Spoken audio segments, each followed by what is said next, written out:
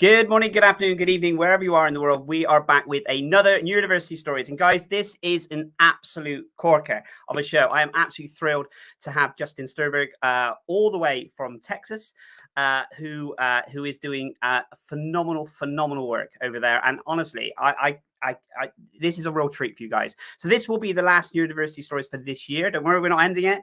We will be back in January. And I thought with all the incredible guests that we've had, we would then go out for the Christmas period with another phenomenal guest. So please stay tuned and you will be blown away with Justin. The talk and the conversation we will be having about his story around dyslexia, the work that he's doing is absolutely phenomenal. As always, guys, please let us know where you're tuning in from. We are reaching even more countries every single week with people messaging, and we will be taking this to another level and maybe change it up a little bit and changing some of the strategy and stuff to welcome people from Australia and America. Maybe the timings will work. But guys, more importantly, let us know where you're tuning in from, and we will enjoy the conversation. If you have any questions throughout the day, throughout the talk, then please do let us know. I want to say a massive thank you as well to our sponsors, not just the one that we have at the moment, which is Sweet Social Media, but all the sponsors that's been supporting the show. They are massively welcomed. And if you are looking for sponsorship in the future for these shows, then please do let us know. So on to today, our sponsor is Sweet Social Media, and I just want you to check this out. Are you looking for a social media company that hits the sweet spot? Then please do check out our sponsors, Sweet Social Media, who do incredible work from online training to in-person training to running and managing your social media marketing to get you seen by many more businesses. If you comment below Sweet Social Media, you will get a 15% discount on one of their packages. Please do check them out, and thank you so much for being our sponsors. So guys, please do check them out. All the information will be in the blurb below. But guys, let's get straight on to our main event. Let's welcome Justin. Justin, I ask all of our guests to send me a blurb to give me some information on what they're doing. And you know what? I'm going to let Justin introduce himself. I can see him in the green room smiling, which is a great thing. So please, everyone, grab your coffee and your biscuits, sit back, and let's welcome Justin Sternberg.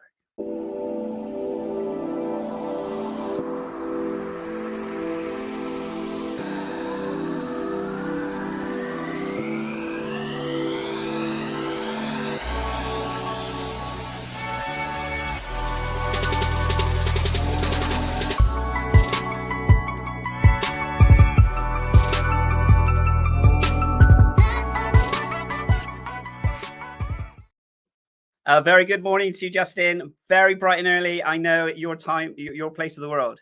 Good morning, Darren. How are you? Very well, sir. Very well indeed, sir. So just to recap again for the viewers, what time is it currently in? It is currently 5 a.m. in Houston, Texas. See, and then that, guys, is the commitment that we have with the Neurodiversity Stories. Justin, a massive welcome. I've been watching the stuff that you've been putting out on LinkedIn. I know you have an incredible CV and an incredible background. For all the people that don't follow you on social media, could you just tell us a little bit about who you are and what you do?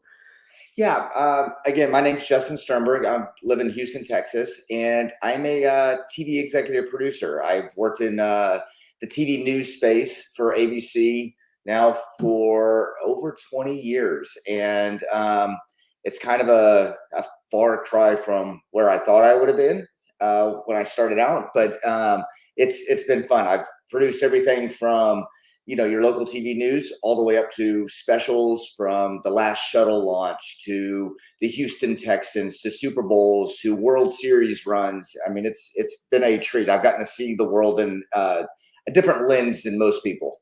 Justin, it is incredible. And when we reached out and we said that we would have this conversation, I was thrilled to have you. So Justin, if I can kind of take you back a little bit more with regards to to talk about dyslexia. Yep. So, and obviously you've been able to craft an incredible career, and through hard work and determination and talent. Let's not put that to a side. Right. What was it like, kind of growing up with dyslexia? I mean, were you diagnosed with dyslexia late on, or have you been diagnosed? What was that? What was the story behind that? I was diagnosed very early. I was in first grade. I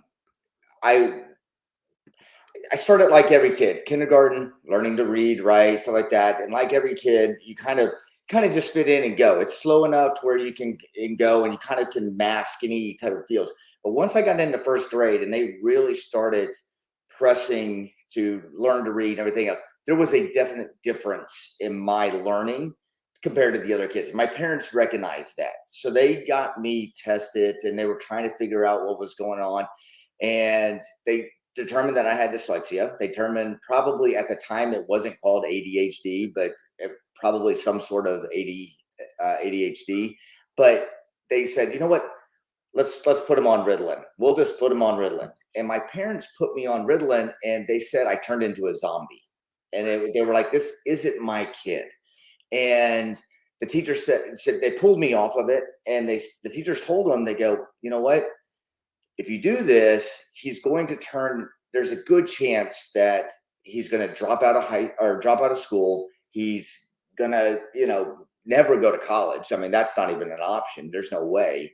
And you know what? There's a good chance he'll end up in jail." And my parents said no. I mean, and I'm lucky. I had parents that focused on that and said, "I want the best for me."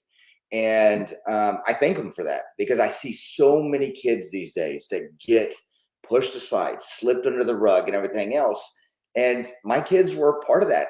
When I had kids, I was like, ugh. I knew that dyslexia was a part of our life. And we warned teachers, we told teachers, be on the lookout for these signs. We know it runs in our family. And again, they got swept under the rug and not introduced and everything else. So, it's always been part of my life. Dyslexia has always been part of my life. And I've had to fight. I mean, at the end of the day, I've had to fight. I've had to work harder than anybody else in the world, because the learning is not catered to the way I learn. My brain does not think in a quote unquote linear path, right? The way we teach in schools. But once I found strategies and these teachers that they hooked me up with and started teaching me the science of reading, I'll never forget, in 8th grade, my parents said, "You know what? We've met this lady. She wants to work with you. We'll do it all summer long." It was 3 months. Or it was a 3-month process. And then she literally took me back to elementary school and kindergarten. I had to learn my ABCs again. I had to learn to trace stuff. And working me through the process, all of a sudden it became, real to me. And I knew how to read, and I knew how to write, and I knew how to do things. I'm still not good at it. I'm going to be honest. I have to work hard to write and make sure everything's spelled right and everything else. But at the same time, it's a lot clearer than it was, 40 years ago. Do you think, looking at, if someone were to connect with you now, say on a social media platform like LinkedIn, and this is the thing about how it's almost, and you know this better than anyone, the behind the scenes of something. Okay. Yep. So that's what you are. But if I was to look at your LinkedIn profile now, I would just see, the accolades of everything that you've done and all the successes and the incredible work, and rightly so, because you've worked very hard for that. But it is, isn't it? It's that behind the scenes of how hard it is to even do, a quarter of those things, and the daily struggles to continue doing those things. And I think that's what people sometimes don't realize, how much of a struggle dyslexia can actually be behind the scenes. I'm exhausted at the end of the day because of how hard I have to think and work in this space. It's not that I don't love it. I love it, but at the same time, my brain is constantly going. When I'm at work, I have like 4 monitors up in front of me.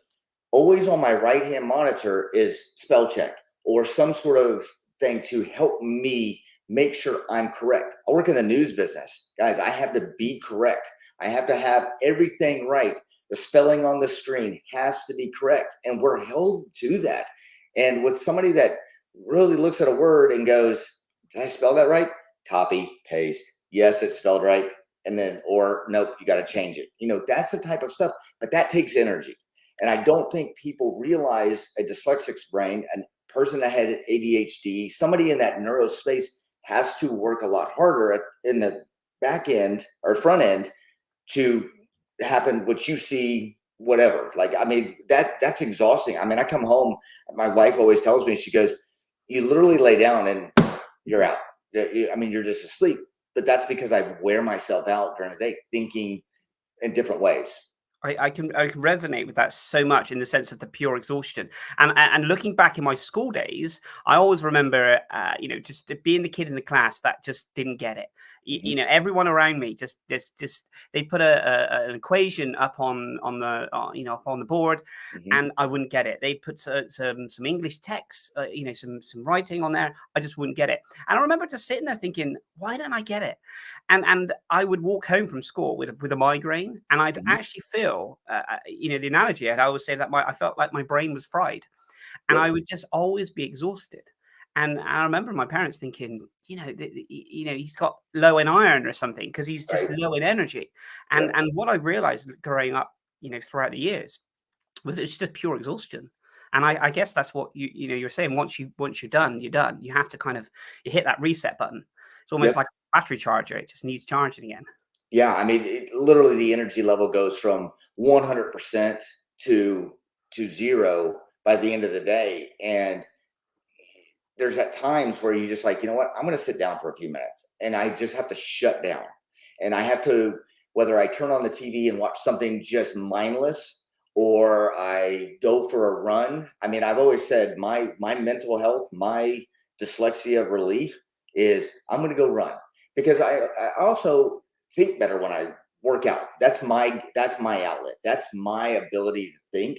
When I can't sit at a computer and sit there and try to type up my stories or whatever, and I'm just brain block, I go run. And guess what? I write that segment as I'm running, and I come back and I put it on paper, whether I voice it into my phone or I sit there and just type away. That's how I have to be moving to. I kind of describe it as I'm a electric vehicle. When I hit the brakes, I start to charge, and when I let go, I'm running again. That's just the way I think. It's funny, isn't it, that you have to, movement for me, movement always works. And it's almost that analogy of taking a creative person and telling them that they need to be in an office at 9 a.m. in the morning and sit in front of the computer and say, right, be creative.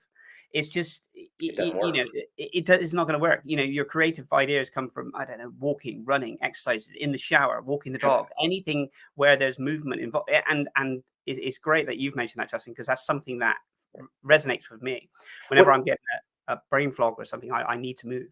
And one thing I want to tell people is keep this in mind. It's okay. Let them do that.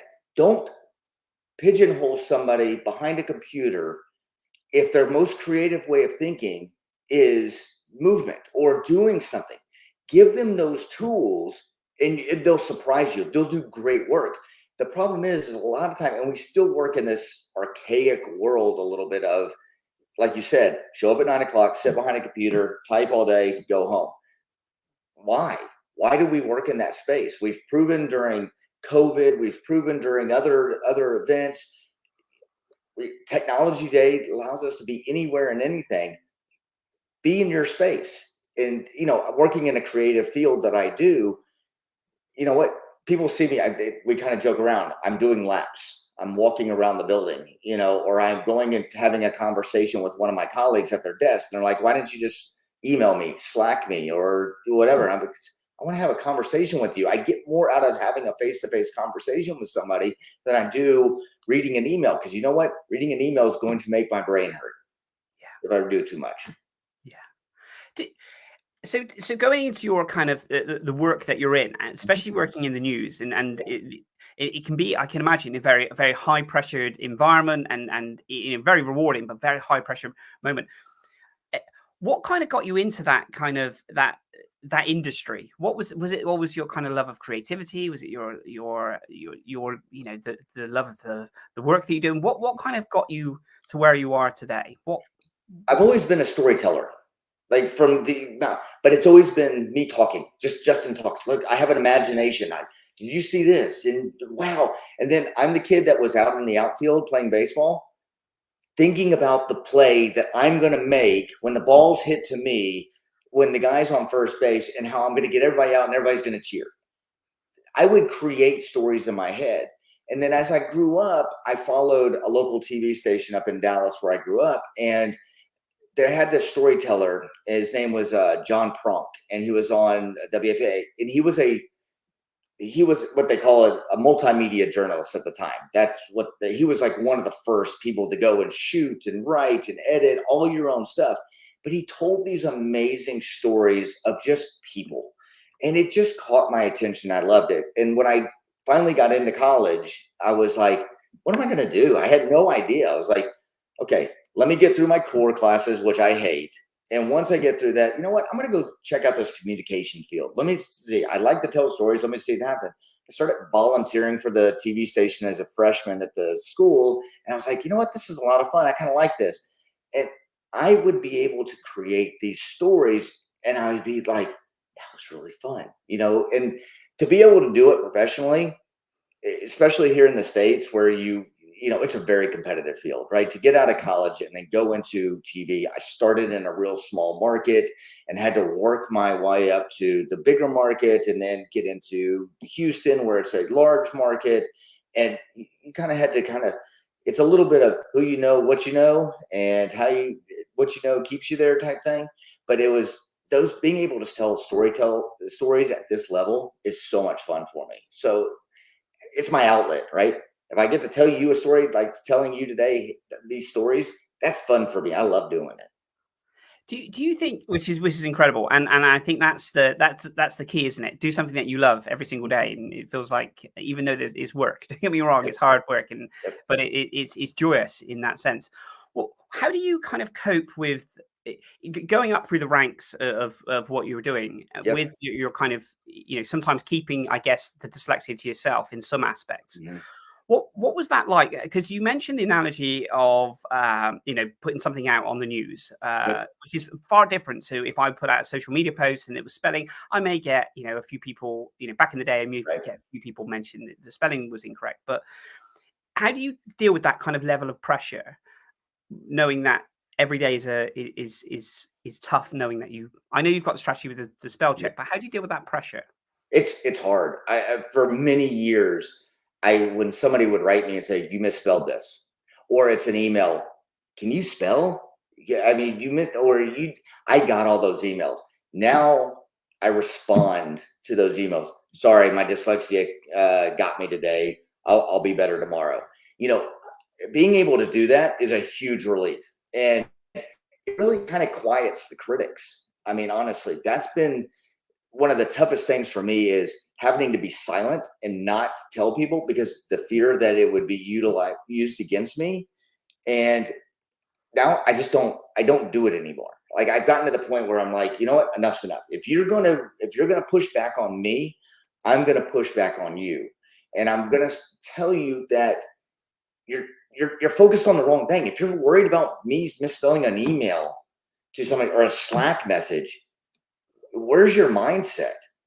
The business is what we're here for. The storytelling, was there anything wrong with the story? Was it factually wrong? Was it focus on the things that we need to worry about? At the end of the day, nobody's writing in going, oh my God, can they do this? No, they're not. And let it go. I always tell people on TV, I'm not curing cancer. I'm not performing brain surgery. Guess what? I'm telling you a story. And guess what? You're my audience and you want to hear it. Was the story good or not?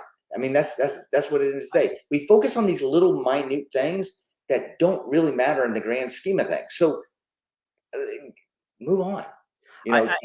I think it's so interesting because it's so true.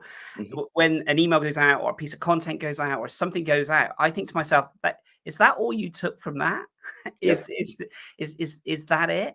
So you talk about the kind of the strategies that you have in place. Obviously, Mhm. you have many monitors and Yep. the spell check side of it, and I guess it's a daily struggle to make sure that you're do you double check yourself or, triple check yourself all the time? Are you able to kind of just say, okay, I've done that, I can move on? No, I'm always triple checking myself nowadays. I still do that because I know what's going out on air and I want to be perfect. It took me a long time. I'm going to be honest. I misspelled more words on TV than I can count. That's why you start in those small markets, make your mistakes and work up to the bigger markets. But at the end of the day, I am a creature of habit when it comes to my workflow. as far as checking my spelling, checking other people's spelling, going through. I want everybody to be perfect. I don't want people to fail in those areas because I know how personally they are to me. And there may be somebody that I'm working with that is going through some of the same struggles that is not willing to talk about it. One of the things I always tell people is don't fear, because I did this for years. Don't fear having a conversation with somebody and the reasons why something happens. Just be upfront and honest. And to tell you the truth, it's been like a breath of fresh air. Just being able to say, you know what, it's. I always say the made by dyslexia. The most ingenious thing I've ever seen with them is putting at the end of your signature, expect creative spelling, or something like that. Because you know what, I was tired of getting those emails. Guess how many emails I've gotten since I've put that on there? 0, telling me you can't spell. And it really is. I mean, again, it goes back to just the little things. Those little minute things in the grand scheme of things don't matter. And I go back to it, your bosses, your leaders in the world, take a step back. Think before you say, you misspelled that. But was the story good? Or was your work good? Did the idea you came up with to create this new whatever it is great? Absolutely. Focus on the good things you did. We can work on the minute things. That's no big deal. Do you think that's a lot of human nature? I'm not going to go into the psychology side of it. Right. It's that we always seem to, programmed to kind of pick faults. No matter how much we enjoy something, there's always, oh yeah, but, and I think that inherently, some more than others. I'm not saying, some are better than others, but generally okay. Where's the flaw in this? It's almost like we're looking for a flaw. Yes, absolutely. It is. It is human nature to do that. But at the same time, we got to break that habit a little bit, because what you're doing to somebody in the neuro space is you're actually breaking them down. And for somebody that's been broken down as a kid and being told you're dumb, you're stupid, you can't read all your life, that really, those little things really kind of hit you a lot harder than the person that is the valedictorian of their high school class, or makes all A's and doesn't have these struggles. They don't understand that you're really kind of throwing that dagger into somebody and just kind of twisting and stuff like that. You may not show it on the outside, but it really does kind of hit you in that space. It does, because we go through this kind of turmoil in school where there's schools. High school is tricky enough as it is. You throw dyslexia in there, and the confidence levels goes down. And then you go into the workplace, and then you have to kind of fight your way through all the politics and the not the bureaucracy, but the way that some workplaces are set up. Right. And then the confidence level, if you're not at that confidence level, and like you said, there's a comment that happens, it can just knock you back. And that can limit your career prospects, because of the confidence, not going for that promotion or not really doing this. And then you're in stalemate, and sometimes not, from your own choice. Yeah, I mean, for sure. I mean, I've gone through that. Like, I mean, how many times have I said, you know what, I'm not going to send my resume in for this position because I'm worried that they're going to look at me differently. It's like, I don't know, maybe this is a fear of yours, but it's always a fear of mine to send my resume to a company, because I look at it, I don't see any mistakes, but I always worry in the back of my head, is there a mistake there? Did I not complete that sentence right? There's not a comma in the right place? What are they going to focus on versus what I really can do? I always say, have a conversation with me. Because at the end of the day, I'm going to tell you what I can do and how I can do it great and how I can help your company versus my resume. And it doesn't really tell me who I am. Absolutely. And that goes back to when you said, let's have a conversation. Let's not just have an email. And if you have that opportunity in so many different, facets of your life in especially in the workspace, that helps. Going on to CVs then, because like I mentioned, if I jumped onto your social profile and saw, the accolades and everything else that the incredible stuff that you've done, how would you feel if someone, putting your application form in and saying, I have dyslexia, and then putting your application form and saying, I don't have, and not mentioning it. how would you feel now being able to put your CV in and confidently saying this, but in the back of your mind thinking, is this going to determine whether are they going to look at everything I can do in my skill settings, or are they going to focus like they do on the misspell? Yep. Are they going to focus on, yeah, but they've got dyslexia? Are we at that stage yet corporately? No, Generically, I say this, not even close. And that's the fear, isn't it? That's the fear. Absolutely. Absolutely. And look, I see it all the time. In fact, I just had a conversation with my HR professional at work. And I was like, today, if I apply for a job and I see when they get to the disability accommodations page, if I see dyslexia on there, I will not click it. I still have that fear in the back of my mind that they're going to hold that against me and they're going to utilize that against me. And she's like, well, have you ever thought of it the opposite way, that it may help you in this space that we live in today, because we're so hyper focused on disability and people that are unique in these spaces. And I'm like, I'm not there yet. I don't think as a society we're there yet. I kind of always go back to kind of the, Albert Einstein. Yeah, I mean, you look at it, we knew back then, we knew well before him. I have an article from the Houston Chronicle back in 1950 something that it was talking about the effects of dyslexia and how it's impacting so many kids in our space. That was in 1950. We knew about this. We're still dealing with it, and we're still not caught up. No matter how many laws are passed, no matter how many things are passed through the school districts, we still today don't teach the way we do. I always say we have kids. Every kid can learn from the science of reading. Not every kid can learn the way we are teaching how to read. Am I missing something here? If every kid can learn from the science of reading, why are we not teaching the way of science of reading? I'm not going to say it's going to eliminate the space. Everybody's unique in different ways. But I think it's going to close that gap quite a bit. And these kids that are getting left behind and swept under the rug because of numbers, they'll be successful. And as we've seen, some of the best entrepreneurs in the world, some of the best business leaders, some of the world's most incredible inventors are dyslexic because of the way they think.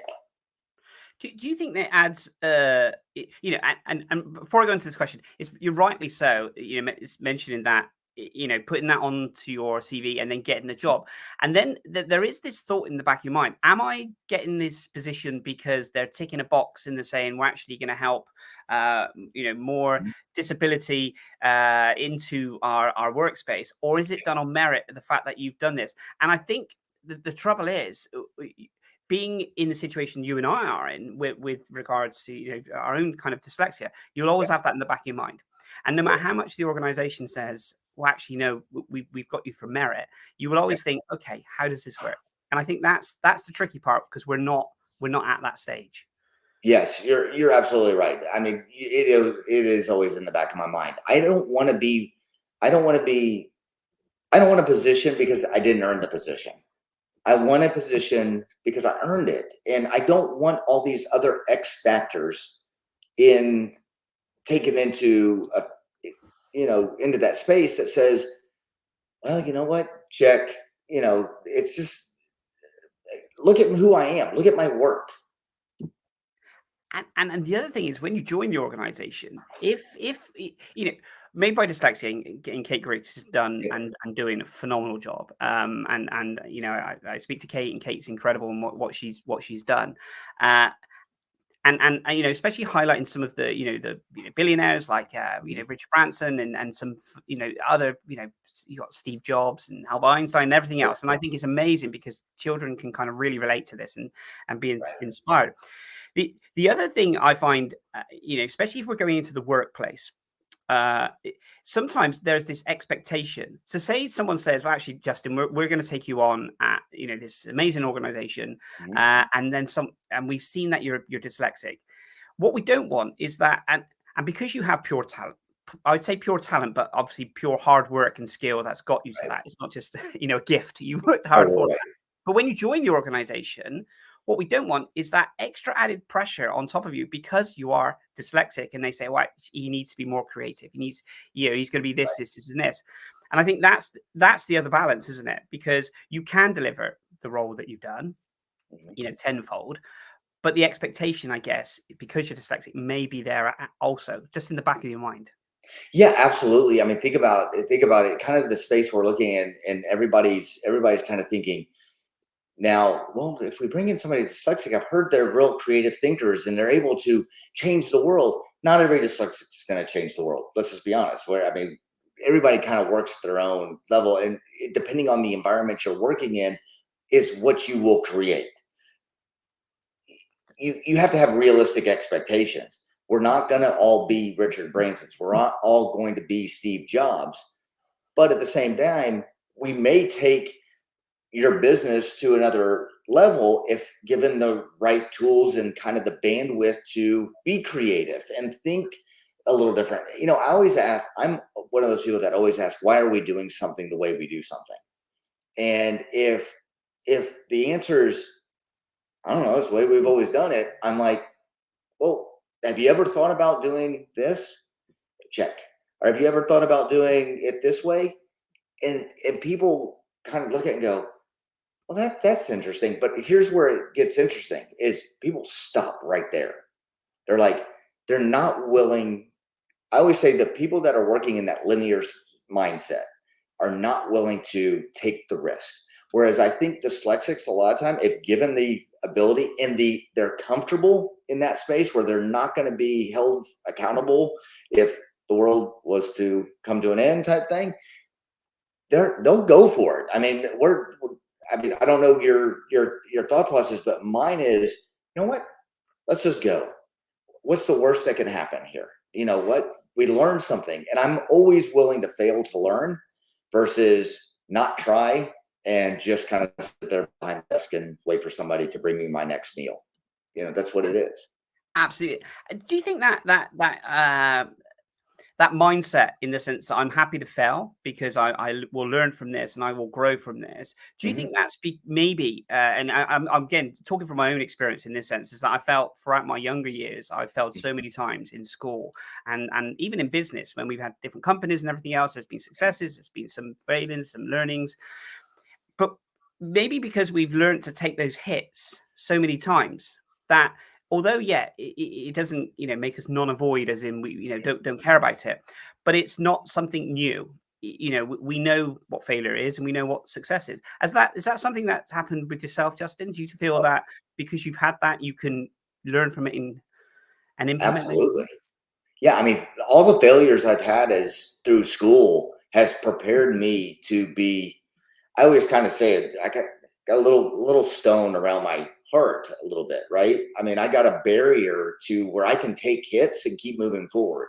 I always say I never have a backup plan. I always want to fall forward, right? I mean, at the end of the day, I want to fail forward. And I've kind of had that mindset. Now, I've never talked about it. That was always the thing, is because I didn't want to let people know where my weaknesses were. So I didn't want to tell people I was going to fail. Nowadays, I'm like, you know what? Let's fail. If this is how we take the next step in this process, let's figure that out. And if it requires us to fail, so be it. I mean, at the end of the day, again, I go back to, we're not curing cancer. It's just, you have to be willing to do that. And getting that across to a kid that has failed all their life and have them talk about it, it's tough. But once you get to that space, I mean, it's like 1,000 pounds been lifted off your chest. So what got you, Justin, because again, the industry that you're in and in the work that you're doing, what got you to a point where you're thinking, actually, I'm just going to start sharing my story. I'm going to start talking about this and inspiring others. And I love the fact that you're doing this, because I always think of it as the pebble effect, because your story, and obviously you've done, the story, everything you do within work is stories, but that pebble effect is you'll never really know how many people you've helped. I mean, that it will just continuously go. Right. What got you to that point where you thought, actually, this is, and I know you said about loving stories, but what got you to a point where you feel confident to mention this in the corporate space? When I got real active on LinkedIn, and I saw what my kids were going through, I was like, I just kind of put two and two together, and it finally just hit me. You know, I'm doing this fight behind the scenes with my kids. Nobody sees it, but the school district, my wife, and myself, and we're just, you know, seeing all the pitfalls that we're running through to fight for their to get them the accommodations, the learning space that they need. I finally said, you know what? Why aren't we doing this in the workspace too? Why aren't we allowing people to be their true authentic selves? We always say it, right? Be your authentic self. I mean, that's the mantra in all business space. Be yourself. We love everybody. Do you really? I don't necessarily think that was always the case. Nowadays, I've gotten to the point where I just like, you know what? I'm just going to be who I am. You like it? Great. If you don't, so be it. I'm not worried about it. My goal now is to help people. My goal is to help kids. My goal is to help businesses. I said this in our personal conversations. I want corporate to view everybody in the neuro space as an asset. How can we foster their strengths? We always look at people's weaknesses and we focus on people's weaknesses. Dyslexia is not a disability. It's an ability. You're making it a disability. I want to take disability out of dyslexia. If you went to school and said, he's dyslexic, and they said, oh my God, let's put him in gifted and talented because we teach differently in there, he'll succeed, instead of he's dyslexic and I'm going to put him in the regular thing or in special ed, you got two different worlds, right? So now you have a choice to foster this kid's strengths, or you have a space to sweep him under the rug. Which one are you going to choose? My goal is to put him in the gifted and talented space because, as I always say it, I walk up to a forest. Most people see trees. I walk up to a forest and I look at it and go, what can I do with these trees? What can I do with this space? How can I take this area and make it something that's going to benefit the world? But we don't allow those kids to be in that space. We just pigeonhole them. He's dyslexic. He's got a disability. He's in special ed. Can't do that anymore. I absolutely love. I have goose pimples when you mention that, the gifted and talented. That to me was just like a light bulb moment. And you're absolutely right. We do, as I mentioned before, you know, it's human nature to focus on the negatives, right? Or there's a mistake to, you know, to battle down someone's armor or in anything else. And we do, you know, take children out of school, and we say into other classes because they need special help in that side of it. And it's just changing that mindset, because if a child, I mean, I was excluded from all the mainstream lessons for my 5 years of high school. So that was, you know, in a little cabin, little porter cabin hut, you know, just given coloring in books just to occupy me for 5 years. So my education was stolen from me. And that's why I have a real yearning for learning in this sense. But that mindset of saying, actually, you need to be taken out of that lesson, away from your peers, to be put into this class for extra help because you need it, because you're not very good at this. Right. That mindset going forward is so damaging. Absolutely. I mean, you literally take a person's future away as a kid. I always describe this. My daughter, who I'll never forget, we took her out. She was so excited to go to school, like, you know, kindergarten, here we come. And she was so independent. It was to the point where she wanted to ride the bus. That was her whole goal. I'm going to ride the bus by myself and I'm going to go to school. So we go out front, we catch the bus, and she's like, I don't want you guys following the bus to school. I'm like, there's no way I'm not following my daughter's bus to school. Anyways, so we get there and she's so excited. And I rode the bus and all of a sudden she comes around the hall. She goes, why did you follow me to school? I did it by myself. That's how independent she was. But as the years went by, you could just see it being sucked out of her because she didn't learn the way the other kids learned. And they took option A and put her in those small groups, put her in the classes outside. You take your tests over here. The rest of the kids take their tests over here. You teach in this area over here. Instead of putting her in the gifted and talented section to let her think on her own, you've taken her independence away. And at the end of the day, that's what destroys these kids. And I would say most of them don't recover. They become what those teachers told my parents you're going to become. You're going to be a high school dropout. You're going to never go to college. And there's a good chance you're going to end up in jail. In the state of Texas, it is the law that all incoming inmates have to be tested for dyslexia. We don't test kids for dyslexia in school, but we'll test them once they get to college or once they get into jail. And over 50% of all the Texas inmates are dyslexic. Think about what you could have done with those kids if you had caught that in elementary school. Would their life be different? I would say yes.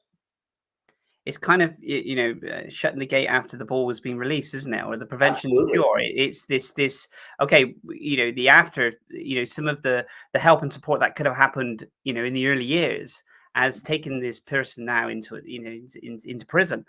Yep. And now we're saying, okay, let's talk about some of the things that we can help and support with, or some of the problems that you have. It's just, it's heartbreaking, really, to have to see the continuous struggles, and as you were mentioning about your daughter as well, that confidence level, that's heartbreaking, because sometimes it's done subliminally in the way that it could be different tables or different colors of tables. Say the red table is where the smarter kids, as they put the analogy, and then the yellow table is maybe, and I'm not a teacher, so I've just heard about these things, so please don't quote me on these things. Right. I know in some of the primary schools in the UK, they have these things. So if you imagine you're a child and you're sat on this table, and it's a different color because that's the color of the table, and everyone knows that color of the table, the children need more support. Your friends and everyone looking over it, that confidence. Yep. How do you even begin at that age to start building on that? So you go in, or you start masking. Yeah, I mean, at the end of the day, kids know, and kids will hold that against you. Like, I mean, kids are cruel. I mean, when you're growing up, the kids at the red table that can't read as well as the kids at the blue table, they're going to hold that against it. Now they're not going to be your friend. These were all your friends up until elementary school. You had no problems with them. That's why I kind of go back to, I kind of developed that little stone around my heart, whereas I've had to build up this thick skin to deal with all these bullies over the years. And at the end of the day, that helps me in business. I mean, honestly, I was able to do it, but a lot of people, a lot of kids don't have that ability to push that aside. So they take their creativity a different direction.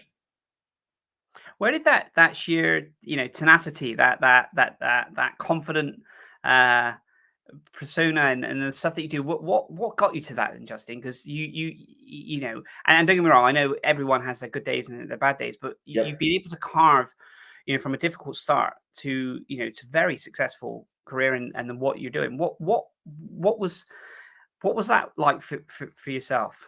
It was people recognizing my strengths. It was people having confidence in me.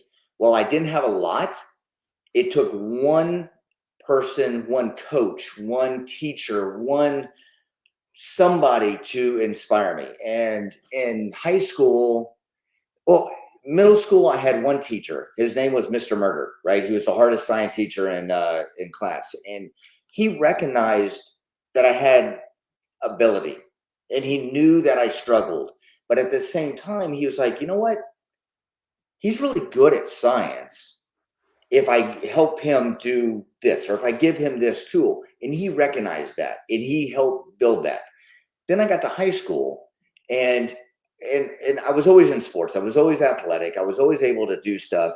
And one or two coaches basically saw that in me and saw that spirit, and were able to inspire me to want more. Well, you had to pass to play. You had to do good in school if you wanted to play. So that inspiration, that type of mantra sat into my heart. I always describe it as I'm kind of hold my beer, watch this, or tell me I can't do something type of person. If you tell me I can't do it, it's on. I'm going to show you it can be done. That's really inspiring to to know, and it has taken, like I said, that inner confidence. Yep. But as we mentioned before, not everyone has that.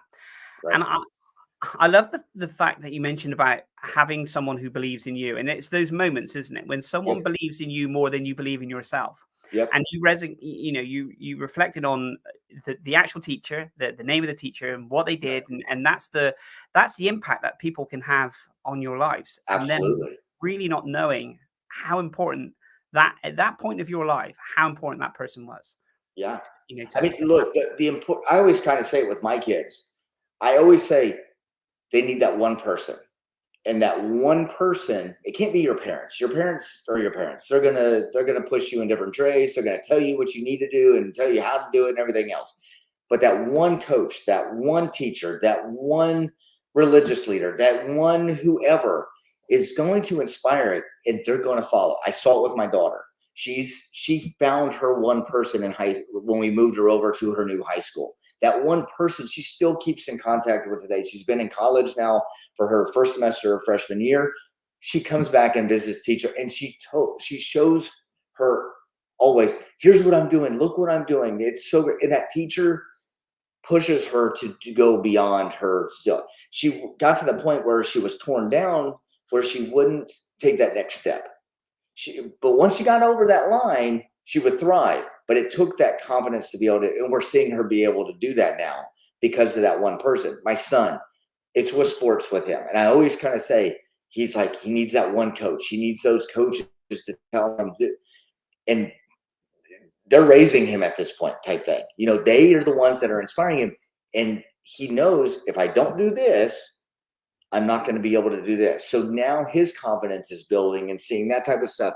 But again, it goes back to, because we put these kids at the red table versus the blue table, they don't necessarily always find that one person. And if you don't find that one person, you're just going to be left behind.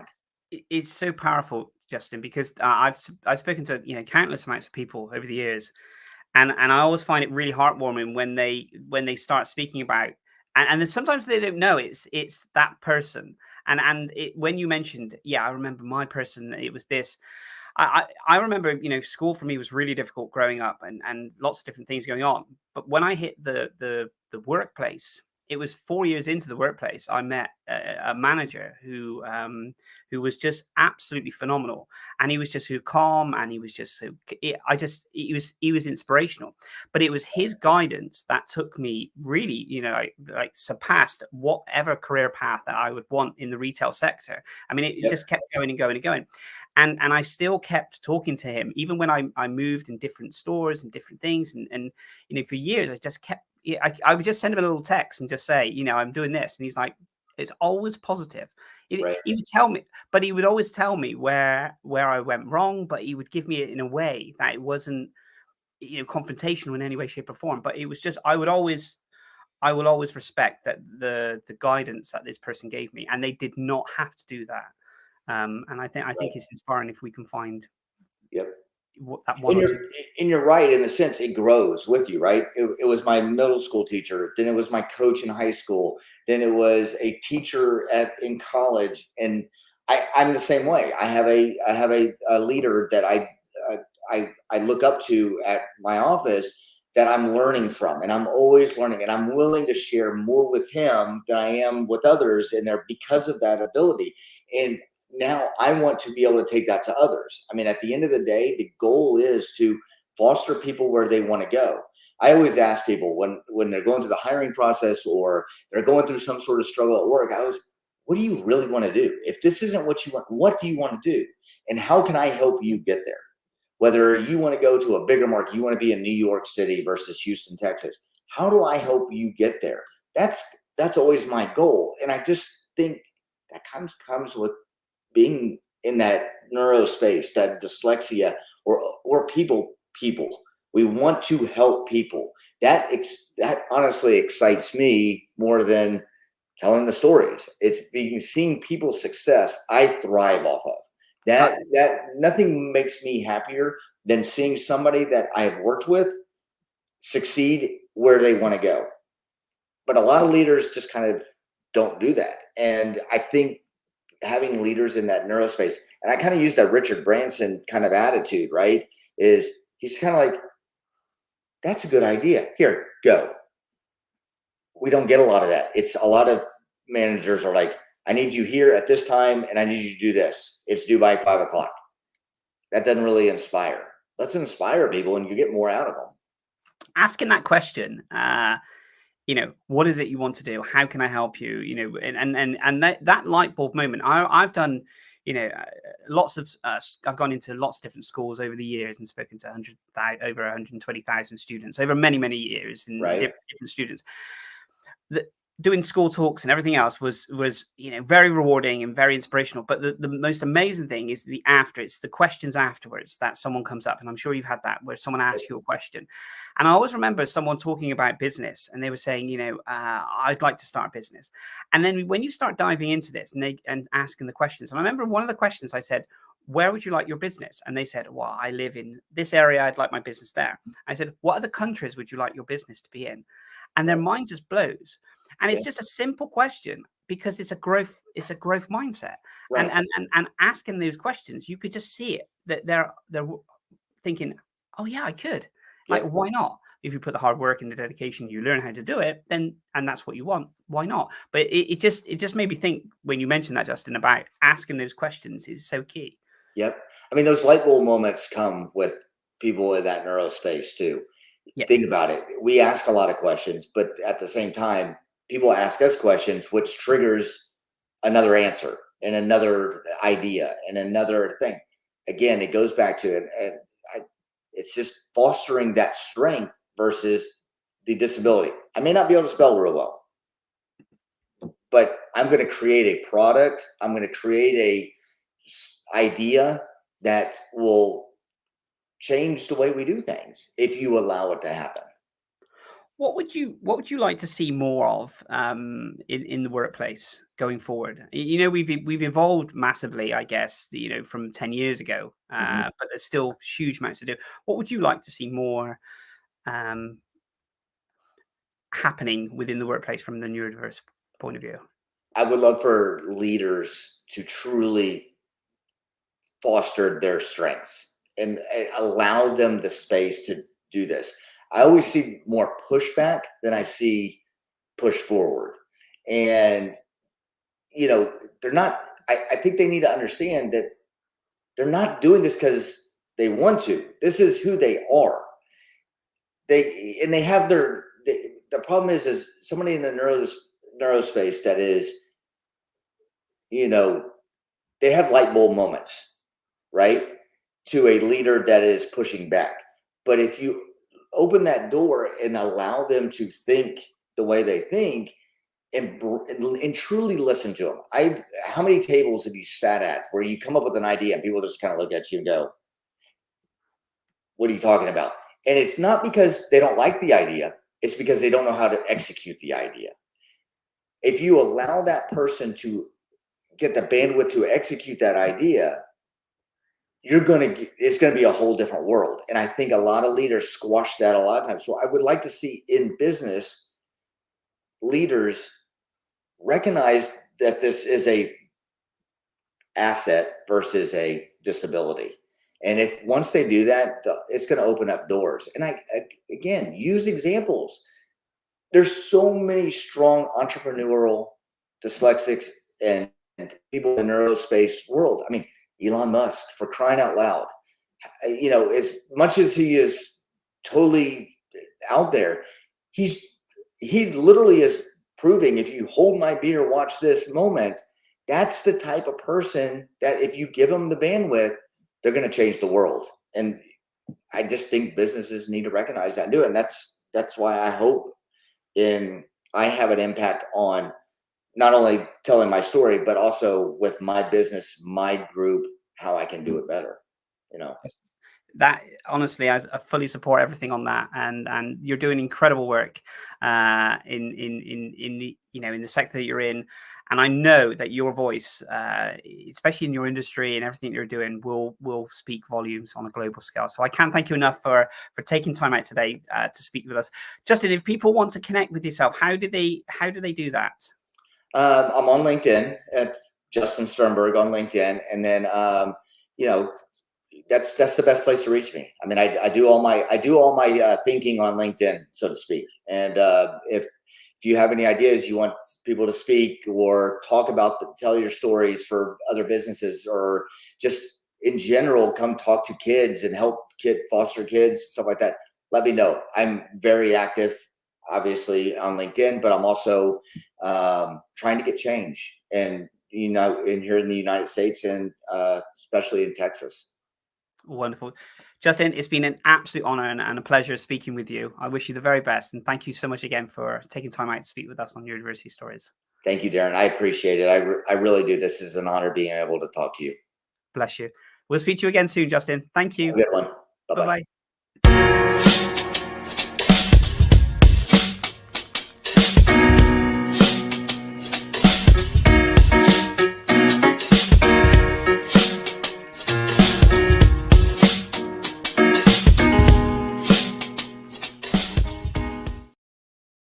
So that was Justin, absolute phenomenal guest, doing amazing work over in America, across the pond. So please do connect with Justin and watch his journey as well, because he is doing some phenomenal stuff in the sense of raising more awareness. Thank you, as always, to our sponsors. Thank you so much again for all the guests that joined this. If you are watching this on the replay, then please do just drop a little message replay, just to let us know you're watching. And we will be back in January. So have an amazing Christmas, a jolly new year, and we'll speak to you soon. Take care, guys. Cheers. Bye-bye.